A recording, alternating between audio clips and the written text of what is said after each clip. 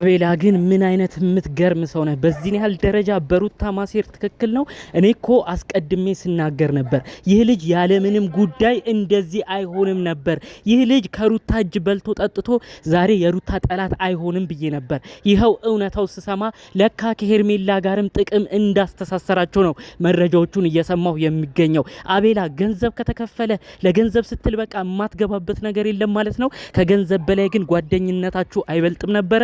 እኔ ምኑን ከምኑ ማሰብ እንዳለብኝ ራሱ የእውነት ለመናገር በጣም ግራኔ ገባኝ። አቤላና ብሩክ በአጠቃላዩ ከሄርሜላ ምን ያህል ገንዘብ እየተቀበሏት ለዓላማዋ መሳካት እየሰሩ እንዳለም በዝርዝር ነው ማሰማችሁ። ሰላም ውድ ሀገሬ ልጆች፣ ከሰሞኑ በአብርሽና ሩታ አንድ ላይ መሆን ተደስታችሁ እናንተ የቤተሰብ አካላችሁ የታረቀ ያህል እየተሰማችሁ በደስታ ስትፈነጥዙ የነበራችሁ የሰው መደሰት የሚያስደስታችሁ ውድ ሀገሬ ልጆች፣ የእውነት የእናንተንም ደስታ ፈጣሪ አምላክ በቅርቡ ያሳያችሁ። አሜን በሉኝ። እስቲ ሐሳቤን ምርቃት የሚስማማው ደግሞ ቪዲዮን እዚሁ አሁኑኑ ላይክ በማድረግ ጀምሩ። ሩታ ወዳጆች አድናቂዎች ነን የምትሉ ሩታ ስትከፋም ስታጽናኑ የነበራችሁ እባካችሁ ለኔም ቤተሰብ ሁኑኝ። ሰብስክራይብ በማድረግ የኔም ቤተሰብ እንድትሆኑ በአክብሮት በፍቅር ነው የምጠይቃችሁ። ቀጥታ ይዤ ወደ መጣሁት ዝርዝር መረጃዎቼ ነው ማመራው። ሰሞኑ ምን እንደነበር እንግዲህ ሁላችሁም እየተመለከታችሁ ነው። አብርሽና ሩታ ወደ መስማማቱም እየደረሱ ነው። ብዙዎቻችንም እየተደሰትን ነው። ያ እንግዲህ ይህ ደስታችን ሙሉ ሳይሆን ደግሞ እንግዲህ የአብርሽ የቅርብ ጓደኛ ነን የሩታም ወዳጅ ነን ያሉት የበፊት ጓደኞቿ አሁን ጠላት የሆኑት አቤላና ብሩክ እንደ አዲስ ነው እንግዲህ ከባድ ሴራ ይዘው የመጡት ማለት ነው። በድጋሚ ሄርሜላን ይዘው ለመምጣት ሞክረዋል። ከዚህ ጉዳይ ጋር ተያይዞ ታዲያ ብዙዎቻችን ጥያቄ ሆነብን። አንድ ወሳኝ ጥያቄ ነበረ። አቤላና ብሩክ እኮ በፊት የሩታ ወዳጆች ነበሩ።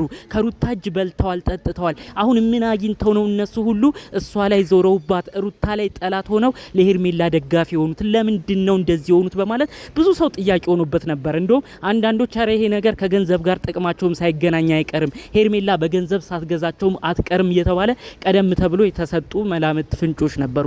ነገር ግን እኔ እንደዚህ አይነት ነገሮችንም ስሰማ እውነት አልመሰለኝም ነበረ። በእንደዚህ አይነት ደረጃም ይወርዳሉም ብዬ አላሰብኩም። ምክንያቱም እነሱም የራሳቸው ዩቲዩብ ይሰራሉ፣ የራሳቸው የሚንቀሳቀሱበት ነገር አለ።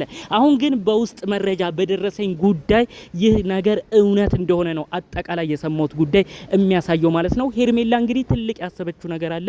ሁሉም ዩቲዩብ እንደሚሰሩ ታውቃለች እና ቤላም እነ ብሩክም ዩቲዩብ እንደሚሰሩ እሷም ጠንቅቃ ታውቃለች። ታዲያ ያለቻቸው ምንድነው?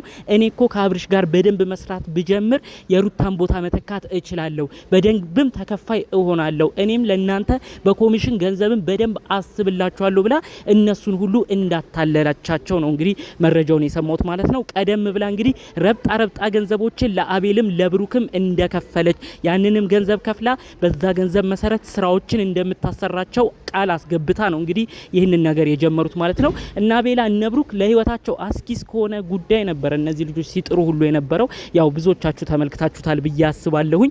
ብዙ ነገር ዋጋ የሚያስከፍላቸውን ነገር እያረጉ የሄርሜላ ሀሳብ እንዲሳካ ራሱ ሲሯሯጡ ነበር። ከሰሞኑ የህግ አካሎች ሁሉ እነሱን ሊይዟቸው ጥረት እያረጉም እንደነበረ፣ በተለይ በትዳር ላይ ትዳር ሰው እንዲመሰርት እያረጉ የሰው ትዳር እያናጉ ነው ተብለው ብሩክ ራሱ በጣም በከባድ ሁኔታ በህግ አካላት ሲፈለግ ነበር። ብቻ ባጥሩ አቤልና ብሩክ ራሱ ከሰሞኑ በጣም ብዙ ነገር ብዙ ጣጣ ነበር አጋጥሟቸው የነበረው። ታዲያ እሱን ሁሉ ረስተው እንደ አዲስ ደግሞ ለሄርሜላ እንግዲህ ያው አብርሽን ለማገናኘት እየሰሩ እንዳሉ ትናንትና በተለቀቀው ቪዲዮም አይታችኋል ብዬም አስባለሁ። ይህ የሚያሳየው ሰው ገንዘብ ባይበላ የሆነ ነገር ወስዶ ሌላ ችግር ውስጥ ባይገባ በዚህ ያህል ደረጃ ለሄርሜላም አያግዙም፣ ድጋሜ ጣጣ ውስጥ መግባት አይፈልጉም ማለት ነው። ያው የሚያሳየው አጠቃላዩ ግን ገንዘብ የበሉት ስላለ ከተጠያቂነትም ስለማይድኑ በድጋሜ እንግዲህ ተመልሰው የሄርሜላ አጋዥ ደጋፊ ሆነዋል ማለት ነው። በዚህ ያህል ደረጃ ሰው ሲቀየር በጣም ነው የሚያሳፍረው። የእውነት እና ቤላ በጣም ከባድ ነገር ውስጥ ነው የገባችሁት። እናንተ አሁን ተላቃችሁ መላቀቅ አትችሉ፣ ከሄርሜላ ስር መውጣት አትችሉ። አንዴ በገንዘብ ተገዝታችኋል። ገንዘብ ምን ያህል ክብርን እንደሚወርድ ተመልከቱ። በገንዘብ ባትገዙ ኖሮ የፈለጋችሁትን ሄርሜላን ተናግራችሁ እኛ ከዚህ በኋላ አይመለከተንም፣ በሰው ትዳርም ጣልቃ አንገባም፣ ህዝብም አዝኖብናል ብላችሁ ትታችሁ አትሄዱ ነበር። ነገር ግን ይኸው አንዴ ክብራችሁን ስላጣችሁ፣ አንዴ በገንዘብ ስለተገዛችሁ ሁሌ እሷ እንደፈለገች ታሽከረክራችኋለች። ሄርሜላስ ብትሆኚ ምን አይነት ትዳር ምን አይነት ፍቅር ነው እንደዚህ አይነት ነገር ይኖራል ብለሽ የምታስቢው? በገንዘብ ሰው እያስከፈልሽ በገንዘብ ሰው እንዲረዳሽ እያረግሽ አብርሽን የራስሽ አድርገሽ ከዛ ደግሞ ዩቲዩብ ላይ ሁሌ ከሱ ጋር ለመስራት ምን አይነት ሀሳብ ነው ያለሽ? ፍቅር እኮ በገንዘብ አይሆንም። ይህ ነገር እንደሚደረስበት አታቂም ነበር? ቀድሞም ቢሆን የነሱ ቤት ተከታዮች አስቀድሞም ሲተነብዩ ነበር። እና ቤላማ ያለ ምክንያት ለዚች ልጅ አላሽቃበጡም፣ ለዚች ልጅ እንደዚህ ጠብር ግፍ አላሉም፣ ያለ ጥቅምማ አልተገናኙም ሲሉን ነበር። እኛ እኛ ደግሞ እንግዲህ ያው እንደዚህ አይነት ነገር ሆኖ በተለይ አቤላ የሚባለው የሩታን እጅ የሚያቅ ከሩታ እጅ የበላ የጠጣ በዚህን ያህል ደረጃ ጠላቷ ይሆናል ብዬም ስለማላስብ እንደዚህ ለማመን ሁሉ ከብዶ ነበር። ለካ ያለ ጥቅም ምንም አይነት ነገር ሰውን ከሰው አያስተሳስርም ማለት ነው።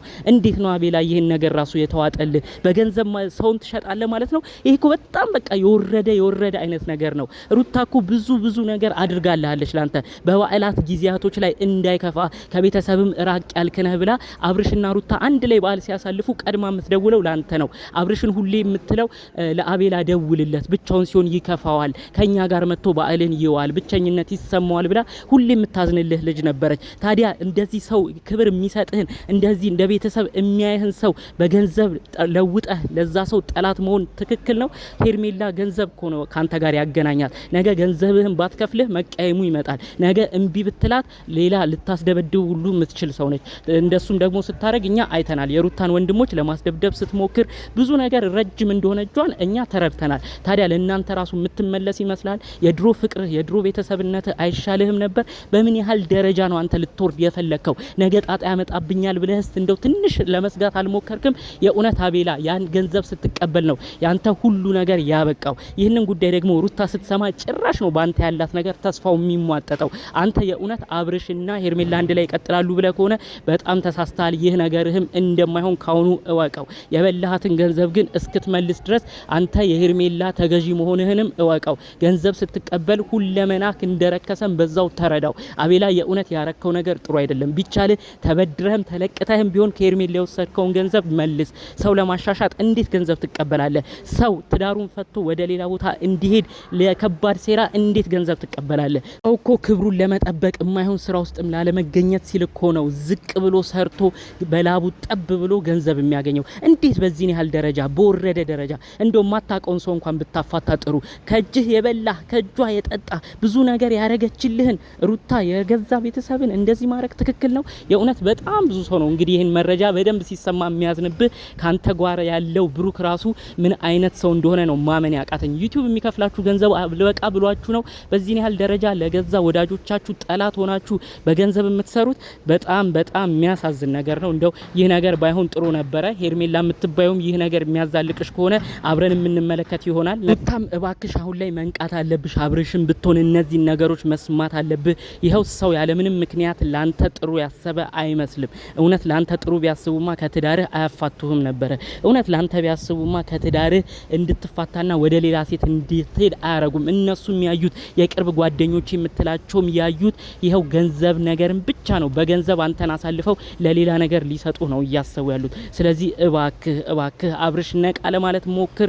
ጉዳዩን ትኩረት ሰጥተህ ትዳርህን ጠበቅ አድርግ። እነዚህ ልጆች አዝማሚያቸውም ጥሩ እንዳልሆነ ተረድተህ ከህይወት በተቻለ መጠን ለማስወጣት ሞክር። እንግዲህ በሌሎች ጉዳዮች እስክንገናኝ ድረስ ለዛሬ ይዤ የመጣሁት መረጃ ይህን ይመስል ነበር። በሌሎች ቪዲዮቻችን እስክንገናኝ ሰላሙን ሁሉ ተመኘውላችሁ። ሰላም